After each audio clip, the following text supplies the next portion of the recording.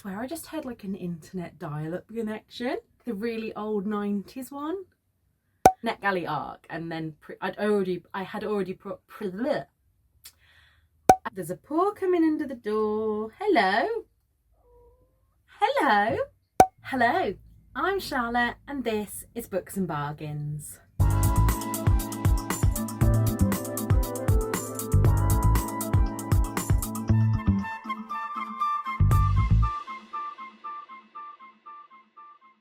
Today I'm coming to you with the mid-year freakout tag, and I am just going to be a basic booktuber here and say, as everyone does, I cannot believe that it is that time already.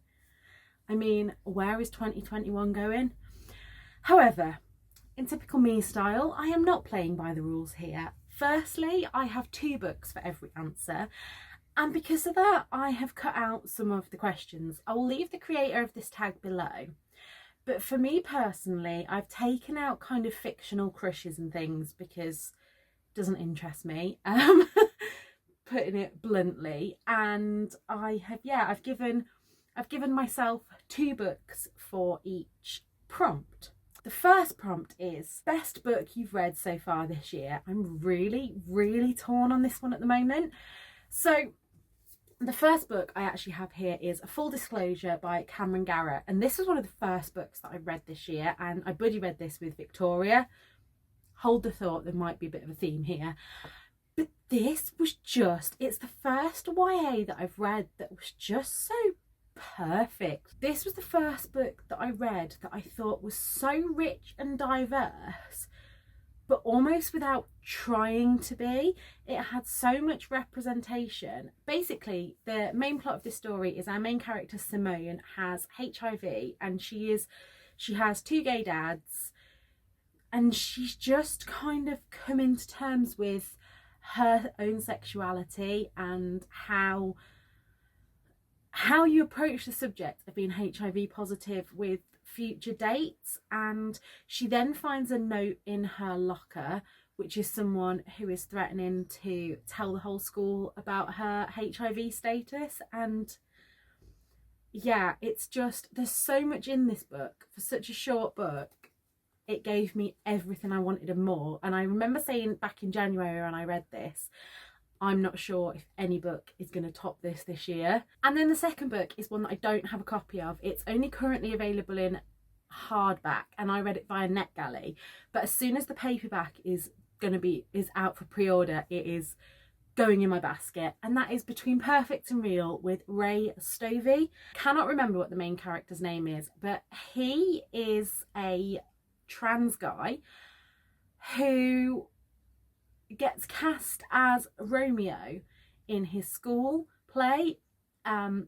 Everybody knows him as a lesbian woman, and when he's cast as Romeo, he kind of has to decide like how much he wants to come out.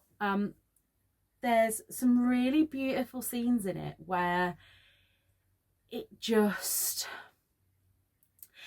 really makes you think. There's a lot about how it's not up to him to educate people. There's a lot of things about how he shouldn't have the pressure to manage people's expectations, and I just thought that it was perfectly done. Yeah, what more can I say about it other than go give it a read? It was one of those that I forgot to put in my Pride books, I think, because I'm a very visual person, and without having it physically on my bookshelves, it just slipped my mind. But such a perfect book. So the next category is best sequel you've read so far this year, and this could have been quite a few, but I am trying to only mention books once in this list. So there is a book that you'll probably be surprised isn't here, but you'll see it later on. And the first one of these is Lucy Powrie's Paper and Heart Society, Read with Pride. And this book just warmed my heart. When their school library starts putting warnings on queer books and saying that you need parents' permission to read them, our main character Olivia is not happy with that and gets together a band of friends at school to stand up for what they believe in. And yeah, it was just a lovely book. It dealt with some real issues like mental health and burnout, and I just thought everything was so well done in this book that this had to be there. And the other one, now I think that this has got a lot of bad press online, and that's A Vow So Bold and Deadly by Brigid Kemmerer. I don't know whether I like this more because me and Victoria buddy read this and the second one in the series, but I loved it. I will say the ending let me down a little bit, because if I know that something's going to be a trilogy, I want it completely wrapped up at the end, and I didn't think this was. And there were some bits that were problematic in this, and I think especially it's really hard to talk about the third in a series without giving spoilers, but the two characters that were more introduced to us in the second book, I was a lot more invested in them than the first book. So in this one, when we had all of the different points of view, it did take me away from my favourite characters for longer periods. But yeah, I think this has got such a bad rep online and I loved it. Question 3 is new release you haven't read yet but want to get to. And I had a little look at the pile of books that I pre-ordered and haven't read yet and picked out these two because I'm going to put these on my July TBR. And the first one is Rumaysa, a fairy tale, and it says on the front, Rumaysa, Rumaysa, let down your hijab. Victoria read this and she sold it to me basically. As soon as she was talking about it, I was like, yes, I think I will read that one. So pre-ordered it straight away and just haven't got to it yet. So that is definitely going on July's TBR. And the other one is Lycanthropy and Other Chronic Illnesses. I have chronic illnesses, and to see them represented in a book is what I'm all about. I have heard from other spoonies that this has got really good representation, and like I say, I pre-ordered it, so this, I think this has been here since like January, so I don't know why I haven't picked it up yet, but that is going on my July TBR. Question 4 is biggest disappointment, and this isn't like the worst book you've read. There are a few books that if this was the worst book you've read would definitely be up there. I've read some absolute stinkers this year. However, these are books that you either had high hopes for, and both of these for me were 5-star predictions, and one I've finished, which was a 3-star, and the other one is looking about the same way. So the first one, the one that I finished, is Before I Saw You by Emily Houghton.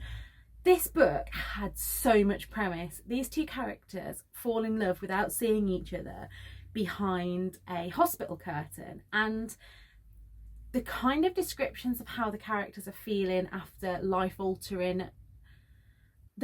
injuries, yeah, I really felt like I was there with them.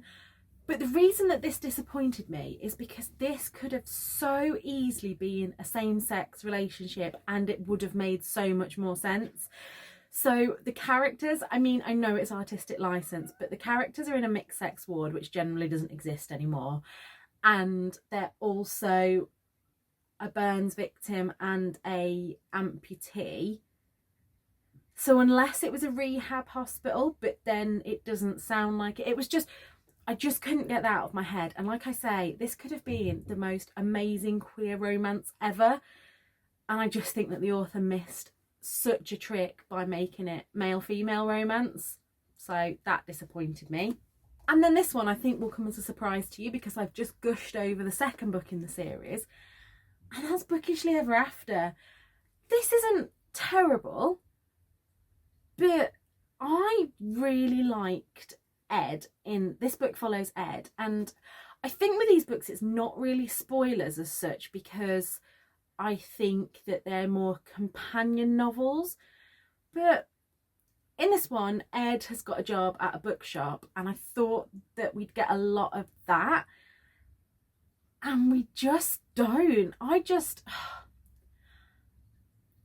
The Ed in this book is not the lovely Ed from the other two books, and I think if he was meant to be 13 or 14, I'd understand more. You know, I try not to be too harsh on teenagers in books, because teenagers make mistakes and teenagers, you know, blow up over small things. It's hormones and everything. But he's in college, and I think in a lot of this book he's acting like a 12-year-old, and I'm really not liking that. There's big bits of this book where nothing has really happened, and I can't talk too much about the conclusion yet because I haven't finished, but something has happened to do with one of the other characters, and there is just no forgiving Ed for it. So Ed is now trying to get forgiveness, and if he gets forgiveness, I'm gonna hate it, because yeah, he should not be forgiven. Question 5 is biggest surprise. So the first surprise is Hanif Kaurishi's Intamcy. Now, I picked this up in a Sue Ryder because it was 4 books for £1, I think, and I'd got 3 books. And I just saw the yellow spine, and you know, that's my brand. But actually, I really enjoyed this. It's controversial, and it's all about this one man's kind of desires and his inner thoughts. It's more like a character study of our main character. And while I didn't agree with a lot of the decisions he made, the author never tried to make me agree. I think that's the thing that I hate with books, when someone's either cheating or doing something that I don't agree with, and the author's trying to make me get on side with them. Whereas this one, it was just kind of, this is how it is and feel what you want about it. So I did really enjoy that. And it was one of those books, like I say, it's a really short book and I flew through it. The second book that has really surprised me this year is Janet Skeslin Charles's The Paris Library. And when I got sent this, I was like, yeah, I'll say yes to it, because it's about a library and we all know that I like books about books. But I was really worried that it is war fiction. You know, it's set in the war, and it just says on the back, I mean, this is a proof copy, it says, in the darkness of war, the light of books. And this was everything I wanted it to be and more. All of the characters in this were so complex, and even when they were making mistakes, you could kind of see how things happened, and things earlier in the book that didn't seem to have much significance, as it went through, got more and more significant. And I just love this book. And like I say, I'm not a historical fiction reader anyway, and if I am, war fiction is usually a big fat no from me. But told through the eyes of a library in Paris, just, yeah, it blew me away. And as soon as the paperback is released of this, I will be ordering myself a copy. And the next question is favourite new author, and I have 2 new Insta-buy authors this year. The first of these is Adiba Jaigirdar, and I have read both the Henna Wars and Hani and Ishu's Guide to Fake Dating, and just bloody loved them. So Hani and Ishu's Guide to Fake Dating, oh, we'll start with Henna Wars. I read the Henna Wars first, and this was part of the Irish Readathon, and the Henna Wars is a great tale of a Bengali lesbian girl, how her family react to that, but more to the point, it's about school and appropriation and cultural appropriation, and the whole thing, just start to finish, was perfect. I then read Hani and Ishu's Guide to Fake Dating, which follows Hani and Ishu. How did you know that? And basically, Hani comes out to her friends as bisexual, and her friends say, oh, you can't be bisexual because you haven't got a girlfriend. And so she starts fake dating Ishu, and things go from there. This was really interesting to see, as both these Bengali girls have got such different backgrounds. Their parents are different, their religion is different, and it does touch upon in this book how, when I think it's Ishu joins the school, they automatically think that the 2 of them will get on because they're both brown. That's what it says in the book. And yeah, it's a really good study into that, so definitely pick up her books. There was on her website, she talked about books that are coming, and I think there's one that's got a plus size male Bengali version of the British Bake Off, and I'm like, that has to come out soon. I need that in my life. And the second new author that I have discovered this month is Elle Mcnicoll, and this is A Kind of Spark. This is a middle grade, which follows a young autistic girl as she learns about the witch trials, and this book again has everything. She has two older sisters who are twins, one who is also on the autism spectrum and one that isn't, and it's really showing this kind of family dynamics, and it talks about stimming. I didn't know what stimming was until I read this book. This is an Own Voices book as well, and I haven't read it yet, but I straight away pre-ordered Show Us Who You Are by Elle Mcnicoll, and again, looking forward to reading that soon. I'm sorry if I'm lacking a bit in energy in this one. I'm still too hot, and I'm really excited about all these books, but it's taken a lot of spoons to film this. The penultimate question for me is a book that made you cry, and both of these you haven't seen in a wrap-up yet because I think my June wrap-up is coming after this video. However, the first one of these is The Secret Midwife, and this book, where do I start? So this book, it said on the front, Life, Death and the Truth About Birth. So I knew that it wasn't going to be an easy read going into, and I listened to this on audiobook, and it just got me right in the feels, especially nearer to the end of the book when the narrator is telling us about how management values or not values staff. And yeah, there's going to be more about that in my June wrap up, but that made me cry. And then another one that I could call this an Insta-buy author too, and that is Crossing by Manjeet Mann. This is the first Manjeet Mann book that I've ever read, but I'm going to look out for. I think she has one other book and will buy anything that she writes. This is a novel in verse, and I've found with novel in verses, like, I tend to listen to them rather than reading them, because I have tried to read a couple that haven't fully, I don't think I've really got the effects of it, whereas this one, even just reading it, like the end of, so basically, I'm rambling now. So our two main characters in this, one is escaping Eritrea as a refugee, one is trying to basically escape herself after losing her mum, and we're told both their stories kind of simultaneously, and I could just see this being like a theatre production where they're both stood next to each other, and like as the light goes down on one, the light comes up on the other, and it was just so, how this book put that theatrical image in my mind, and this made me angry and it made me sob, and it just leaves me speechless. So I think that is one that everyone should read. And on to the last question. We're finishing on a high here with a book that made you happy. And the first one that I'm going to talk about is How to Save a Life by Eva Carter. Now this is my gorgeous proof copy. I still think to this day this is the best proof I've ever received. Now this, if it doesn't give you Grey's Anatomy vibes, as soon as I hear How to Save a Life, I get the Grey's Anatomy vibes, and that was the author's intention, as this book does have very much Grey's Anatomy's vibes in it. On New Year's Eve, we're following three stories. We're following Joel, who has a cardiac arrest in front of people who are watching a fireworks display. We have Tim, who freezes and then it makes him question his motives to be a doctor. And we have Kerry, who jumps into action straight away to save Joel's life. The thing that made me most, I love that I'm talking about how to save a life and an ambulance is just going past. Anyway, that was creepy. The thing that I really love about this, I love the story anyway, I really got into it, and I still find myself now thinking, I wonder what the characters are doing now, because this spans absolute years of their life, so you feel like you really know them. But I love the fact that throughout this, the author has put in CPR and teaching you how to save a life. I'm a very big believer that everybody should know CPR because it can save a life. You know, the quicker you start CPR on someone, the better their chances are.